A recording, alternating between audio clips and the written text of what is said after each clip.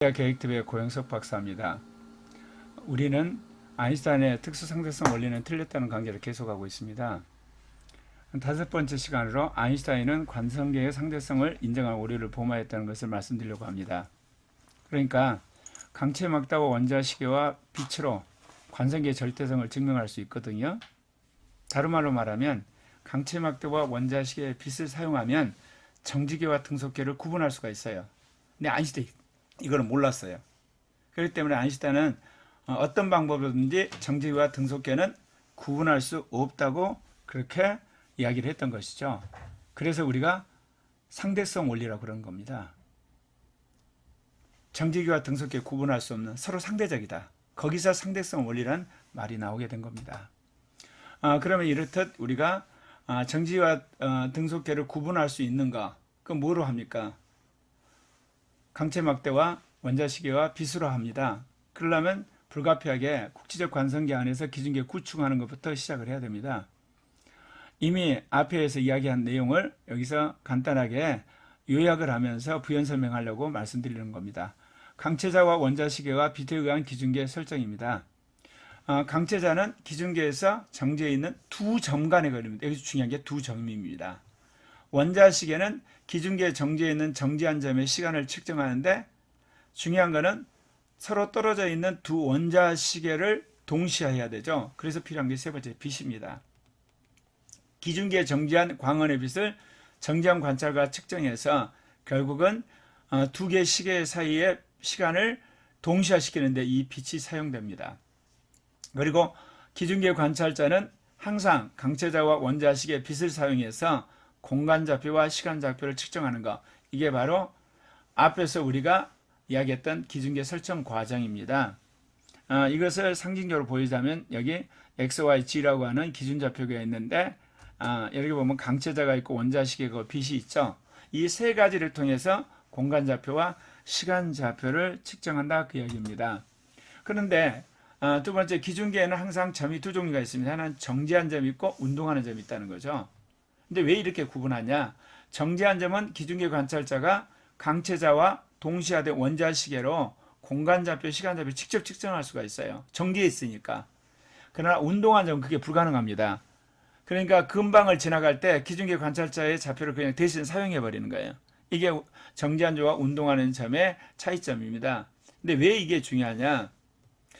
관찰자는 항상 정지해 있어야 됩니다. 그러니까 운동하는 점은 관찰자가 될 수가 없어요. 정지한 점만이 관찰자가 될 수 있기 때문에 그 이야기를 하는 겁니다. 여기 보게 되면 그 XYG라고 하는 기준계 어떤 좌표가 있잖아요. 지금 양쪽에 원자시계가 있고 강체자가 있고 빛이 있죠. 그런데 지금 운동하는 점이 보시는 것처럼 이동을 하죠. 그래서 정지한 점과 딱 일치할 때 그때 좌표를 사용하는 거죠.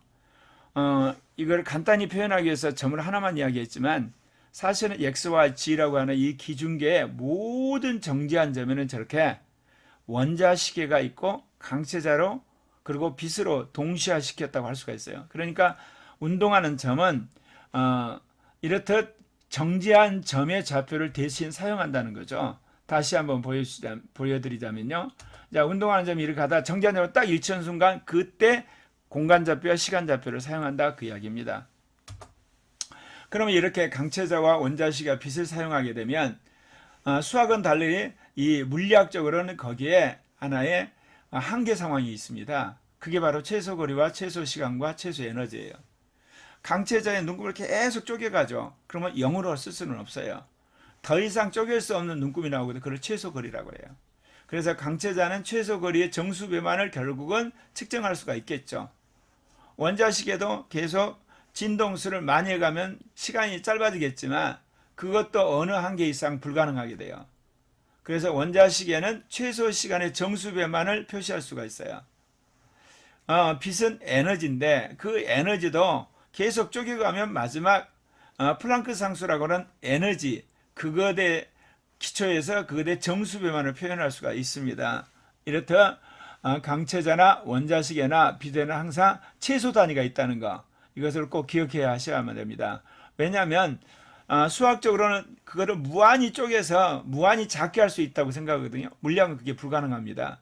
측정을 해야 되기 때문에 항상 최소 거리가 있고 최소 시간이 있고 최소 에너지가 있다 그 이야기입니다. 예. 이제 두 번째 빛의 속도를 측정한 관성계를 정지계로 결정한 이야기를 하겠습니다. 앞에 부분에서 강체막대와 원자식의 빛으로 우리가 기준계를 설정을 했지 않습니까? 예. 그런데 실은 그 기준계가 정지계라는 거죠. 그럼 어떻게 그 이야기를 할 수가 있느냐? 예, 첫 번째 강체막대와 원자시계를 이용해서 빛의 속도를 측정했죠. 이 그림에 나온 그 빨간 점을 우리가 하나의 빛이라고 보십시다. 그럼 빛이 O라고 하는 강원에서 P라고 하는 거울에 반사돼서 다시 돌아오죠. 이렇게 돌아오게 되는데 그러면 그 시간이 일정하게 되는 겁니다. 그러니까 빛의 속도를 측정할 수 있는 관성계가 정지계라는 거예요, 실은. 근데 우리가 왜 기준계라고 했냐면 기준이 되는 좌표계라고 해서 기준계지만 실은 그게 정지계입니다, 이게. 여기 보시는 것처럼 기준계에서 강체 막대에 고정된 광원 O와 거울 P를 오고 가는 빛의 왕복 시간을 원자식에 측정 항상 T는 2알파 C가 되죠. 이렇게 항상 일정한데 이유가 있어요. 강체 막대 길이가 불변하다는 법칙을 이미 말씀드렸어요. 만약 가만히 있는데 강체 막대 갑자기 늘어났다 줄어들었다 하면 안 되잖아요. 그리고 좌측에 있는 원자식의 우측에 있는 원자식의 주기가 갑자기 바뀐다 그러면 안 되잖아요. 일치하다는 거예요. 또 빛의 속력이 어때요? 여기서 측정하고 저기서 측정하면 안 되잖아요. 어디서 측정해도 일정해야 되고 또 빛이 동쪽으로 갈 때, 서쪽으로 갈 때, 남쪽으로 갈 때, 북쪽으로 갈 때, 앞으로 갈 때, 뒤로 갈 때 그게 속도가 바뀌면 안 돼요. 빛의 속도 등방석에 뭐지? 네 가지가 성립을 하니까 빛의 속도가 일정하게 되는 거죠. 그래서 그 관성계를 정지계로 결정을 하는 거예요. 근데 아인슈타인은 이런 과정을 아예 묵살을 했죠. 왜냐하면 정지계는 없으니까. 기준계만 있다고 생각한 겁니다. 어떤 기준이 되는 좌표가 있고 거기에 상대적으로 움직이는 운동계가 있다. 그렇게만 생각을 했었어요. 물론 운동계도 거꾸로 뒤집으면 그게 기준계가 되고 기준계는 다시 운동계가 되고 서로 상대적으로 생각했으니까.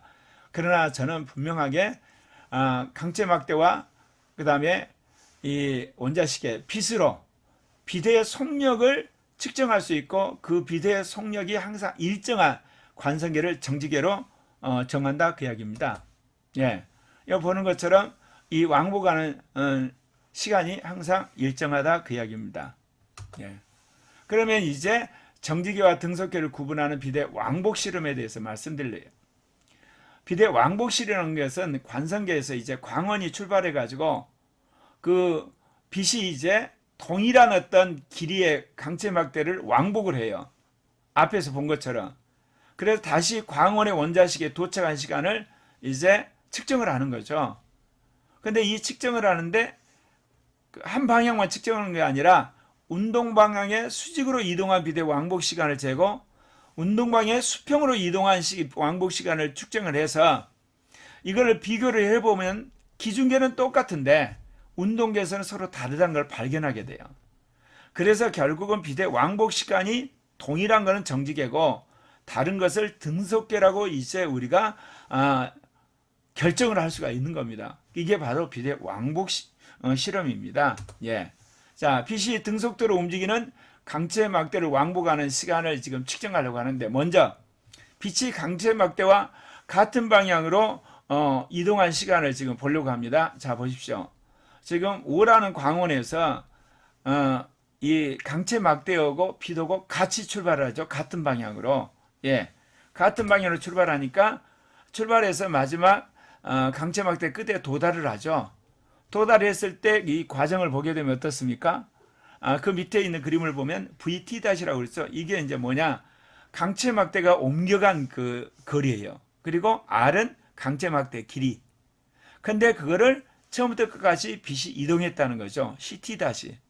그래서 거기 방정식을 보면 VT- 플러스 R은 CT- 이렇게 나오죠. 여기서 T-를 구하게 되면 T-는 알파번에 가로 열고 C-V 가잡고 이만큼 시간이 걸린다 이거죠. 그럼 여기서는 뭐예요? 강체막대가 움직이는 방향하고 빛이 움직이는 방향이 똑같을 때 한마디로 시간을 측정을 했습니다. 예. 두 번째는 이제 빛이 강체막대와 반대 방향으로 이동할 때 이제 시간을 측정하려고 합니다. 지금 O에 강체막대하고 지금 빛이 있습니다. 그 빛이 있는데 지금 빛이 왼쪽으로 갑니다. 강체막대는 오른쪽으로 갑니다. 그랬을 때 걸리는 시간을 측정하려고 합니다. 자, 여기 보는 것처럼 빛은 왼쪽으로, 막대는 오른쪽으로 가죠. 그러면 왼쪽으로 CT만큼 갔고 오른쪽으로 VT만큼 가면 그 모든 것이 R이 되는 거죠. 그랬을 때 C2- 플러스 V2-는 R. 그래서 T2-를 구하게 되면 R바번에 가로 열고 C 플러스 V 가로 닫고 이만큼 시간이 걸린다는 거죠. 그러니까 여러분이 이제 그러면 빛이 왕복은 시간은 어떻게 되겠냐? 이게 나오게 됩니다. 빛이 강체 막대 운동 방향으로 평행하게 왔다 갔다 하는 시간. 그러니까 막대하고 같은 방향으로 갔다가 막대하고 틀린 방향으로 왔을 때 전체 왕복 시간은 얼마냐? 자, 여기에 나와 있는 것처럼요. 한번 이게 그림 보시겠습니다. 광원 5를 빛과 막대가 이제 출발하고, 예, 빛이 갔다가 다시 이제 돌아왔을 때 시간은 T1은 평행했을 때 운동방향 같은 T1, 운동방향이 달랐을 때 T2-. 그랬더니 여기 나와 있는 것처럼 ECR의 바에 가로 열고 C제곱 마이너스 V제곱 가로 닫고 이만큼 빛의 왕복 시간이 걸린다는 거죠. 여기서 왕복 시간은 어때요? 운동 방향하고 평행했을 때입니다. 그때의 시간을 이야기를 하는 겁니다. 그렇다면 또 다른 시간이 있습니다. 그건 다름 아니야. 빛이 강체망대 운동 방향과는 수직으로 빛이 왕복할 때를 말합니다. 예, 여기 그림을 보시게 되면 광원 5에서 막대가 움직입니다. 그럼 빛도 수직 방향으로 옮겨서 내려오죠. 바로 이 부분을 이야기를 하는 겁니다. 예, 여기를 보게 되면 CT- 제가 잘못했는데 밑에 VT- 그리고 기둥은 R. 그러면 이게 수직으로 돼 있죠. 직각삼각형이기 때문에 그 유명한 피타고라스 정의를 쓰게 됩니다. 그래서 VT- 제곱 플러스 R 제곱은 CT- 제곱. 그래서 T-는 여기 나와 있는 것 R바번에 루트 C제곱 마이너스 V제곱 이렇게 나오죠. 그러면 이것이 한쪽만 그러니까 두 쪽을 우리가 구하게 되면 왕복하는 시간은 뭐냐?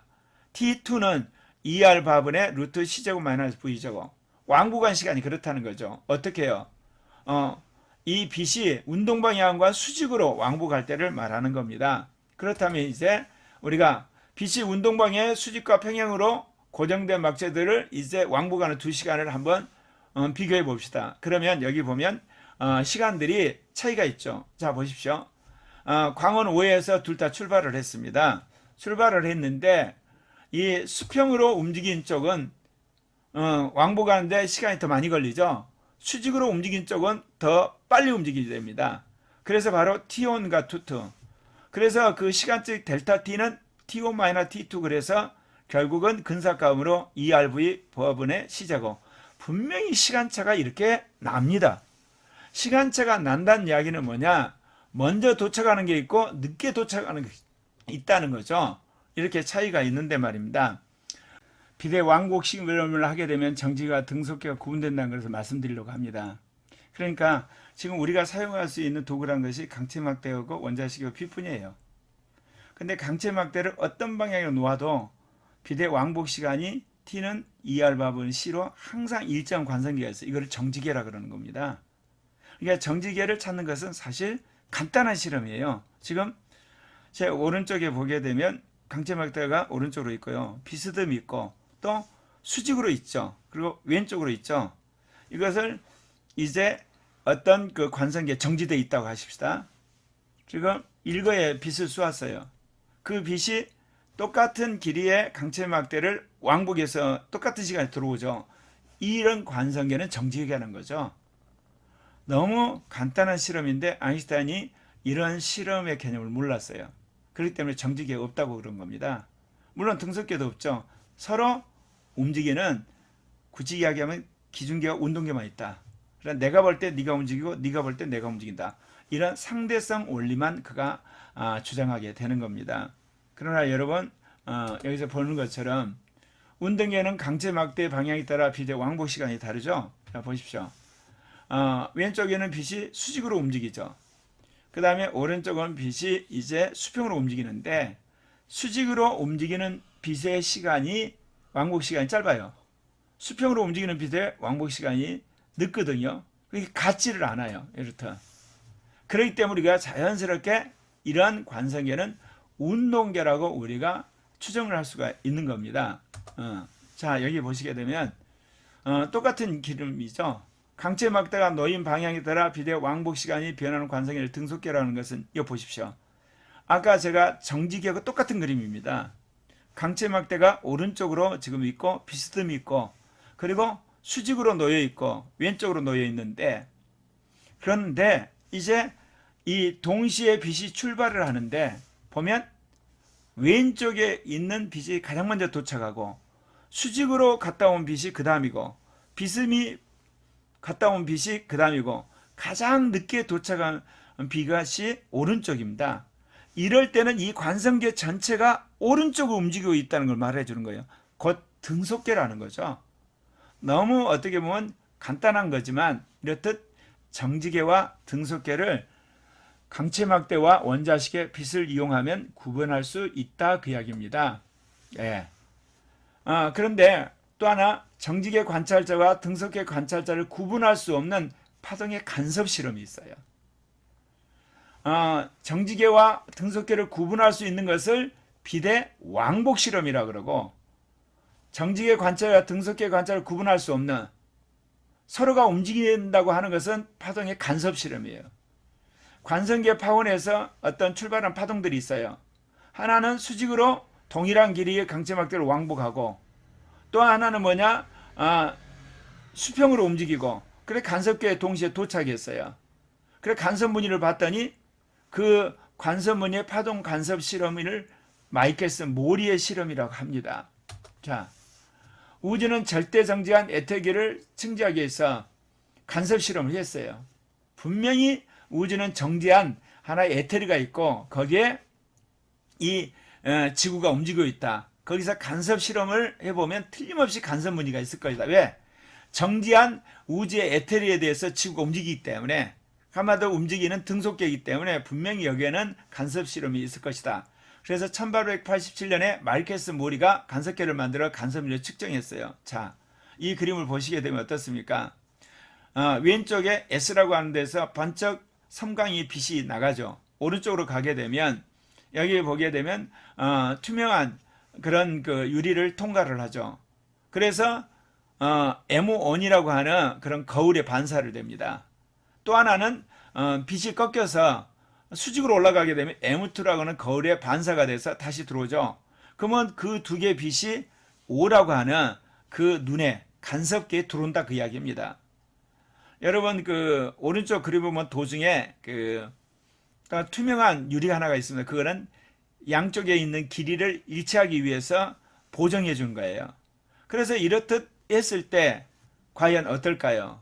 여러분이 보신 것처럼 이 전체 간섭계가 지금 움직이는 거거든요. 이 간섭계는 지구에 있기 때문에, 에테리에 대해서 지구가 움직인다고 생각하기 때문에 분명히 한마디로 여기서 간섭무늬가 측정이 될 거라고 예상을 했댔어요. 그래서 간섭계가 등속 운동하면 빛의 왕복 거리가 다르므로 간섭무늬가 나타나는 걸 예측했죠. 여기 말한 것처럼 T1은 20화 부분에 가로 열고 C제곱 마이너스 V제곱 가로 닫고, T2는 이 아래 바에 루트 C제곱 마이너스 V제곱이니까 이 델타 T가 이런 차이가 있잖아요. 그러면 간섭무늬가 꼭 나타나야 되는 거죠. 예, 다시 이걸 상징적으로 보여드리겠습니다.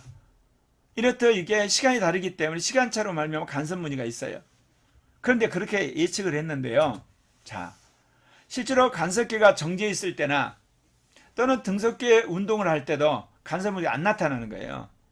이게 절대 정지하고 있다고 하는 이 에테리에 대해서 지구가 움직이지 않습니까? 근데 안 나타나는 겁니다. 그러니까 왼쪽 그림을 보십시오. 왼쪽은 지금 우주에 정지해 있는 정지계이고, 오른쪽은 운동계라고 할 수가 있어요. 정지계는 어때요? 시간이 2R 바분의 C, 그래서 수직으로 움직이는 시간이나 수평으로 움직이는 시간이 다 똑같아요. 그러니까 간섭무늬가 안 나타나는 건 당연하죠. 근데 오른쪽은 보십시오. 오른쪽을 보게 되면 수직으로 움직이는 시간보다 수평으로 움직이는 시간이 더 많이 걸리잖아요. 그러면 당연히 어떤 그 간섭 무늬가 이동을 해야 되거든요. 그런데 이동하지 않더라는 거예요. 간섭 무늬가 안 나타나는 거예요. 그러니까 정지계도 안 나타나고 운동계도 안 나타나더란 거예요.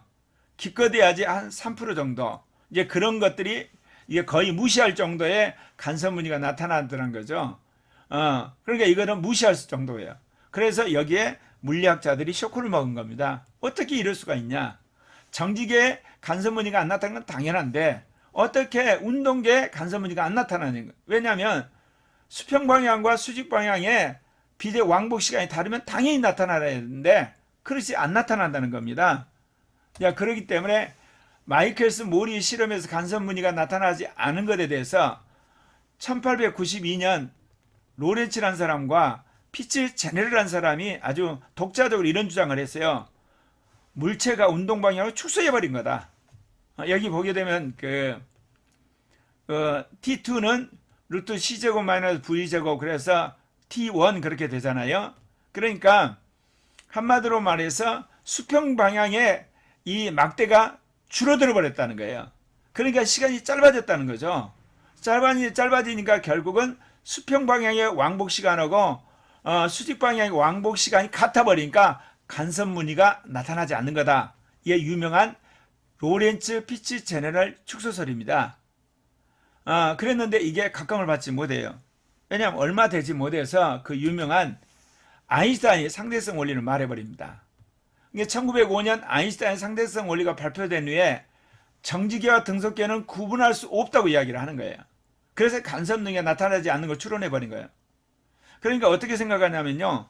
아래 그림을 보는 것처럼 T1이 2R-C, T2가 2R-C 그래서 왕복하는 시간이 같을 것이다. 그렇게 추정을 해버리는 겁니다. 왜? 이 정지계나 등속계는 구분할 수 없기 때문에 그러니까 운동계도 결국은 왕복 시간이 어디서나 같다. 그렇게 아인슈타인이 추론함으로써 이 문제를 해결했다고 하는 겁니다. 여러분 어떻게 생각하시나요? 분명히 우리가 봤을 때 정지계는 왕복 시간이 같아요. 그러나 운동계는 왕복 시간이 달라요. 그럼에도 불구하고 아인슈타인은 그렇게 해석한 게 아니에요. 운동계도 가만도 정지계 똑같이 왕복 시간이 같고 정지계도 물론 같고 그렇게 해석을 해서 이 문제를 푼 것처럼 설명을 했는데 워낙 아인슈타인의 특수 상대성 원리가 획기적이고 몇 가지 실험이 맞다 보니까 110년 동안 이런 해석을 그대로 받아들인 겁니다. 그러나 여러분 자 여기를 보시면 알겠지만 운동 방향의 수직인 비대 이동거리는 불변하지만 운동 방향의 수평형 비대 이동거리가 축소되는 거예요. 비대 이동거리가 축소되는 거지 물체가 축소되는 게 아니에요. 그래서 혼돈한 겁니다. 그러니까 수평 방향의 파동이 수직 방향의 파동과 일찍 출발을 하죠. 일찍 출발해가지고 동시에 도착했어요. 근데 간섭 현상이 나타나지 않는 거예요. 그럼 왜 그러냐면 운동 방향으로 움직인 파동의 이동 거리가 축소돼 버려 가지고 수직으로 움직이는 이동 방향의 거리하고 똑같은 거예요. 이 상세한 것은 앞으로 제가 상대적 절대론의 책에서 상세하게 설명할 것입니다. 한마디로 물체가 축소된 것이 아니라 이동 거리가 축소된 겁니다. 그래서 간섭 무늬가 안 나타난 거죠. 이와 같이 서로 다른 시간에 출발했어도 결국은 동일한 시간에 출발한 것처럼 보여버린다 그 이야기입니다. 우리가 빛과 원자시계를 공통으로 사용함으로써 생겨난 것이 정지계 관찰과 등속계 관찰자의 상대예요. 원래 정지계와 등속계는 빛과 원자시계를 동시에 사용해요. 바로 그것 때문에 상대론이 나올 수밖에 없는 거예요. 이 그림 한번 보십시오. 지금 정지계와 등속계가 있는데 정지계도 빛과 원자시계를 쓰고 등속계도 빛과 원자시계를 씁니다. 이게 상징적으로 제가 이렇게 보게 되면 어떻습니까? 같이 빛을 사용하지 않습니까? 같이 빛을 사용하기 때문에 어떻습니까? 나는 정지하고 상대방은 움직인다고 이야기하는 거예요. 왜냐하면 자신은 자신에게 정지한 빚을 받거든요. 그러니까 당연히 상대방이 움직이죠. 상대방도 똑같죠. 상대방도 자신에게 정지한 빚을 받기 때문에 자기는 정지한다고 확신하는 거예요. 그렇기 때문에 상대방이 또 움직인다고 이야기를 하는 겁니다. 그러니까 정직의 관찰자는 자신은 정지하고 등속계의 관찰자가 속도 V로 움직인다고 주장하죠. 제가 이 그림으로 보여드리겠습니다. 자, 이 XYG라고 하는 정지계가 등속계가 움직인다고 이야기할 거 아닙니까? V로 움직인다고 이야기를 해요. 왜냐? 자신은 자신의 정지한 광원에서 빚을 받기 때문에 자기는 당연히 정지되어 있죠. 등속계 빚이 움직이고 등속계 관찰자가 속도 V로 움직인다고 주장하는데, 그러면요, 등속계 관찰자는 어쩔까요? 등속계 관찰자는 등속계 광원으로부터 자기가 시간을 동시화를 시켜요. 그러니까 자신은 정지해 있죠. 당연히 정지계 관찰자가 마이너스 V로 이동한다고 주장을 하는 거죠. 왼쪽으로 움직인다고 주장하는 겁니다. 이게 당연한 거예요. 이게 관찰자의 상대성이라고 이야기하는 겁니다. 그럼 왜 이런 일이 벌어졌을까요? 좌표계가 그렇게 움직여서가 아니라 빛을 사용한 것 때문에 그런 겁니다. 빛이 한마디로 요술을 부리는 거예요. 내가 정지한 광원으로부터 빛을 받기 때문에 나는 정지해 있다고 얼마든지 주장하는 거예요. 내 빛을 통해서. 그러니까 상대방 빛이 움직인다고 이야기하는 겁니다. 그래서 정지계 관찰자와 등속계 관찰자가 각기 빛과 원자 시계를 사용하기 때문에 관찰자의 상대성이 성립하는 겁니다. 자, 이제 결론을 맺어야 되겠습니다. 파동의 간섭 실험을 하게 되면 관찰자의 상대성이 드러나요. 곧 정지계 관찰자와 등속계 관찰자는 자기는 정지하고 상대방이 움직인다고 그렇게 주장을 해요. 그러나 비대 왕복 실험을 하게 되면 관성계의 절대성이 증명이 돼요. 정지계는 정지계고 등속계는 등속계고 이게 분명히 드러나게 됩니다.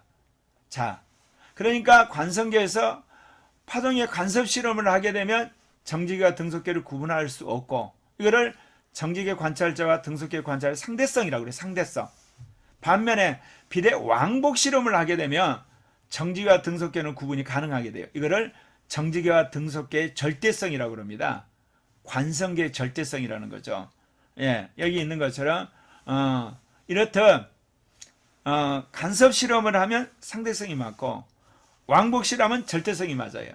그래서 제가 상대적 절대론이라고 한 겁니다.